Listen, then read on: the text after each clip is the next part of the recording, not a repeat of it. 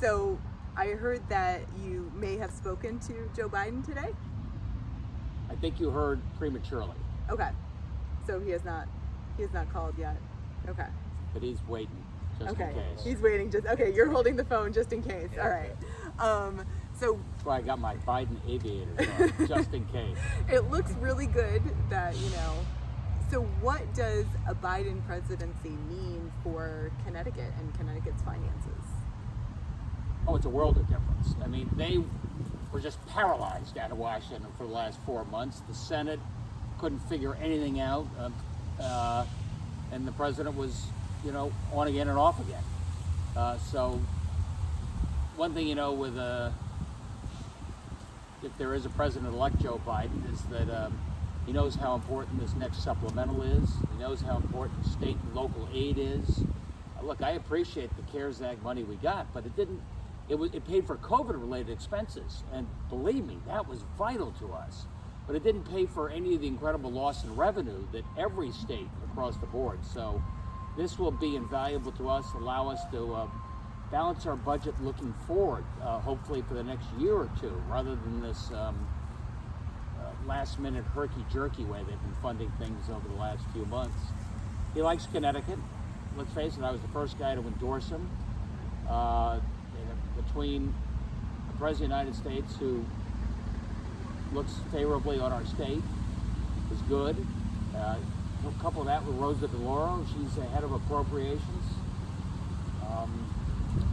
It's a fresh start for our relationship with Washington. Does the Senate pose a problem, though? I mean, if the Senate goes Republican, I guess still more difficult to get things done. And look, if they want to say no to everything, you've got a problem. But you'd like to think if there is a new president, when there is a new president, there'll be some coming together, at least around a couple of big items before you start attacking each other again. Okay. And then what about transportation? I mean, so do we think that some of the money from Washington will help pay for infrastructure improvements in Connecticut? Because the gas tax revenue is not going to cut it. I mean, fortunately, I've had a chance to discuss this with the president-elect, and I hope will be the president-elect. He's going to make a big emphasis on infrastructure. For Connecticut, let's say it's a 90-10 or an 80-20 match. We in Connecticut have to figure out how we can reliably make sure that our 20% can be paid for. I don't want to be at the back of the bus waiting to figure out, how we would be able to do our share. I want to put our project front and center, in front. And would that be borrowing, bonding, or would it be tolls? Probably not the latter. Okay. But let's say, I didn't want to do more borrowing, but that is always the path of least resistance with the legislature. And there is a plan called Prioritize Progress, which just said, let's borrow some more. But I'm going to put, some proposals on the table, and hopefully at least we can begin to make an effort to show how we're going to be able to pay for our transportation. Look, you do not want to let this opportunity go. You've got a president who's going to want to do big infrastructure. Connecticut has, crumbling roads and bridges. You've got a virtually zero interest rate environment. If this is not a time where Connecticut can make those investments, shame on us. And what about, can I switch over to COVID real quick? Yeah. Okay. Good show. You seem to loathe your ability to use your executive authority. Why is that? I don't think I'd put it that way. Okay. I mean, I've done 70 plus EOs. I've really tried to earn the confidence of the legislature to give me this authority by not wandering from our core mission, which is doing everything we can on a timely basis to deal with the COVID crisis. Some of the Republicans said, hey, you got emergency powers, why don't you tear up the labor agreements? Some of the folks said, why don't you ban guns? And I said, look, I'm leave the politics out of this. I'm focused on our response to COVID. You've given me a fair amount of authority. I hope I've used it judiciously to hold the rate of infection down. Well, and what about those labor agreements? I mean, by my count, I think that there's probably 11 of them that are up in 2021. Yeah, that has nothing to do with COVID, right? Right, that has nothing to do with COVID. Yeah. No, you mentioned labor agreements, and I was like, oh yeah, we have 11 that are up for negotiations in 2021, and that's a lot. No, I mentioned that in the sense that Republicans are running around saying he's King Ned. He's using too much of his dictatorial powers, but by the way, while you got it, why don't you tear up the labor agreements, right? It was just a little bit of a contradiction. Look, we're looking at those agreements. Are you going to ask labor to help out? I mean, we're running a $1.2 billion deficit at this point. I mean, is there anything that, Yeah, you remember CBAC, the heart of CBAC, pensions and health care goes to 2027. Right. Thanks. So that doesn't give me much flexibility there, but there's a lot of things we can do. Kevin Lembo's taking our lead on ways that we can incent state employees to go to facilities and hospitals where you have higher quality and less cost, and we would share in that. Josh Jabal is looking at the fact that we could have 20% of our workforce retiring, say, in the next 18, 24 months. Who do you replace? How do you replace them? What's the skill set you need? Where can we better use technology? So we still have opportunity to make fundamental changes, even though the core agreement goes for another 7 years, soon to be 6 years. And then back on COVID. We're hopping around. I know, we're hopping around here. Your administration said that there would be a contact tracing app for phones by the end of October. Do you have that yet, or? Yeah, I think we do. Okay. I can get Josh to confirm that, but it's the Apple Google alert where you opt in, and between you and me, it's ideally suited to, say, college campuses where kids live on their phone and aren't as anxious about privacy. It's probably not as ideally suited to some of the underserved communities where COVID can be pandemic and everybody's not necessarily on their phone, or at least willing to link for Bluetooth automatically. So we got to, there we've had, in track and trace, it's nothing better than have a local give you a call and say, Christine, you tested positive. Let me tell you what this means, but you'd be keeping your family safe if you gave us who else you've been in contact with. How has that program been going? I mean, I know that they do that they do make those phone calls. Yeah, I think it's gone really well. But let's face it, our infection rate, it was easy when you had a 1% infection rate. It's 4 times more complicated when you have a 4% infection rate. And we're a little less than 4 today, so maybe things could be stabilizing. I never make predictions. Okay. And so nursing homes get millions of dollars from the state and Medicaid. So why shouldn't they be responsible for their mismanagement? I mean, at this point, should immunity still exist for those homes? Yeah, we were talking about that, and we're looking at that. But remember, when you say, why shouldn't they be responsible for their mismanagement? We've shut down one nursing home due to mismanagement. We fined many others. In the old days, you used to inspect on a annual basis. Now we're inspecting at least on a monthly basis.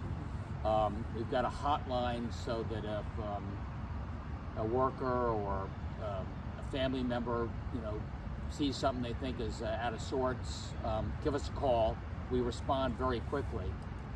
I've got to figure out whether this is the time to, end their qualified immunity.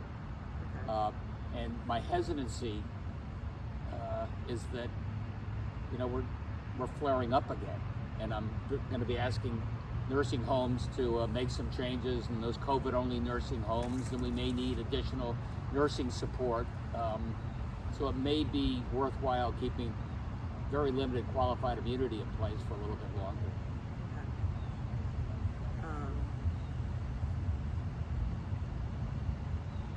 And your emergency powers, they They expire on my daughter's birthday, February 9th. That's how we came up with that date.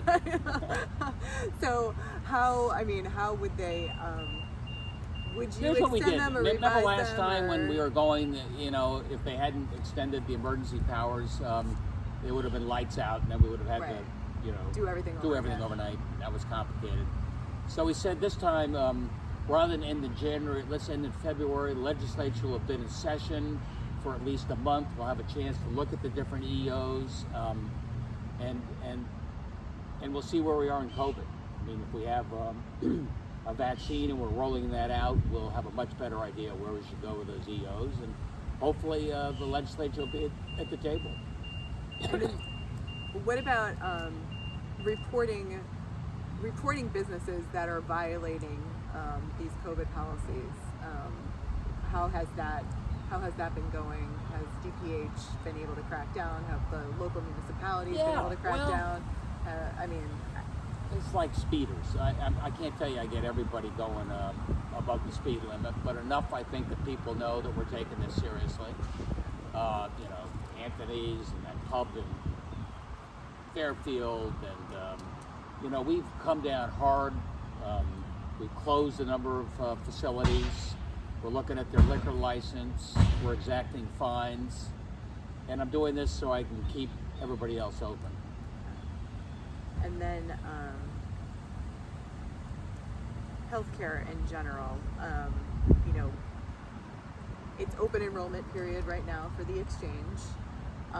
There's probably a lot more people who don't have insurance at the moment through their employer and are having to look at this as an option. And it's still pricey. I mean, you and I have had a conversation about how much I pay personally. It's a lot of money. How much do you pay personally as an Personally, for a independent family, contractor? as a family of three, Yeah. we pay $1,556 per month in premium. Within $8,000. You weren't too much? With an $8,000 deductible.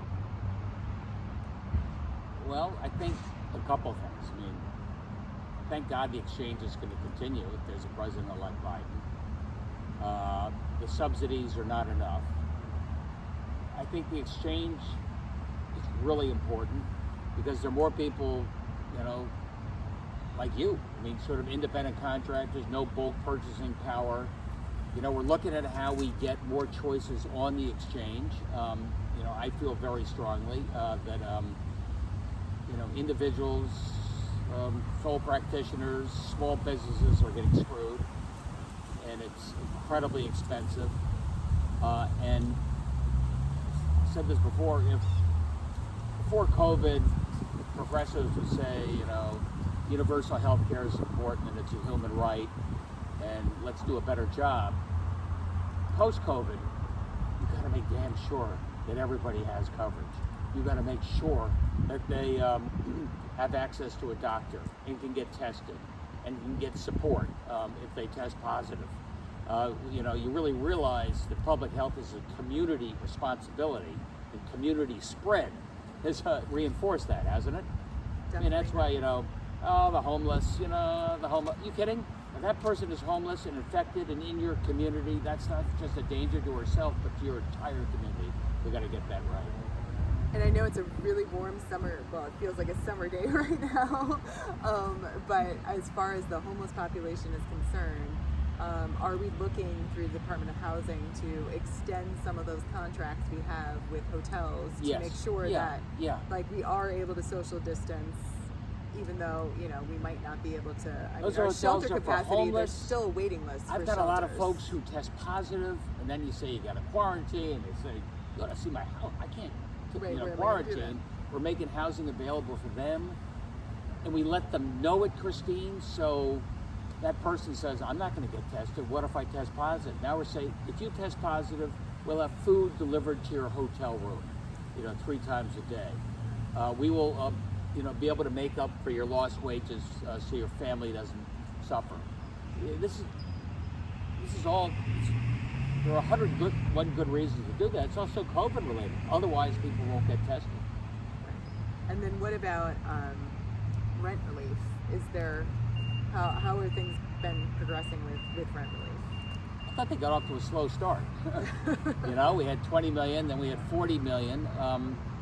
In DOH's defense, most governors, I think, would have handed out checks and said, here's $1,000, go pay your landlord. And I complicated the process by saying, here's $5,000, subject to you and the landlord coming up with a 6-month plan where you can stay in your house or apartment, home or apartment. And I did that because I wanted to make sure that landlords, you know, the small landlords, the big guys can handle it themselves, but the small landlords, 5 or 6 units, you know, I didn't want people abusing the system. And so that's why it's a little more complicated than just send everybody the $60 million in grant money.